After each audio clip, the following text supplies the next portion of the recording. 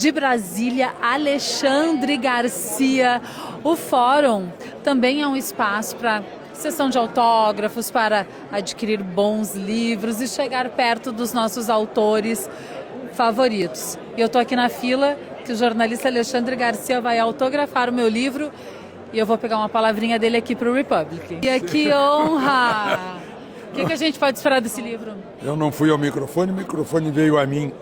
Viu? Não é assim que a gente aprendeu contigo a ser assim. Obrigado. Olha, aqui no livro estão artigos meus que foram publicados nos jornais e que, de certa forma, dão uma ideia desses últimos 5 anos, um pouco mais, né? E que vem em boa hora, porque a gente vai ter que escolher, né, entre os candidatos os que para nós forem os melhores ou menos ruins, né?